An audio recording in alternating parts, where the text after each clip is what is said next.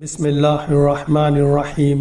ناظرین، پیش خدمت ہے حدیث رسول صلی اللہ علیہ وسلم، باب خاوند کی ناشکری کے بیان میں اور ایک کفر کا دوسرے کفر سے اپنے درجے میں کم ہونے کے بیان میں۔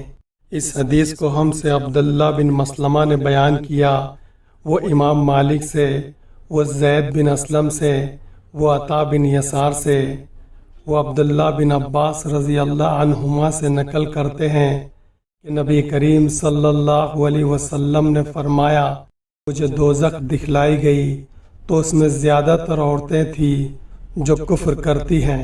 کہا گیا، کیا وہ اللہ کے ساتھ کفر کرتی ہیں؟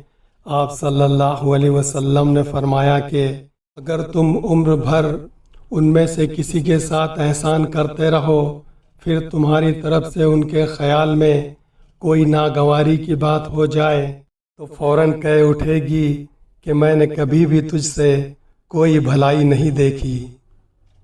صحیح بخاری کتاب الایمان حدیث نمبر 29۔ سامعین اکرام، اس حدیث کو دوسروں کے ساتھ بھی شیئر کریں اور نبی کریم صلی اللہ علیہ وسلم کی دعا کے مستحق بنیں، جیسا کہ نبی کریم صلی اللہ علیہ وسلم نے فرمایا، اللہ اس شخص کو تر و تازہ رکھے جس نے مجھ سے کوئی بات سنی، پھر اس نے جیسا کچھ مجھ سے سنا تھا ہو بہو دوسروں تک پہنچا دے۔ جامع ترمذی حدیث نمبر 2653۔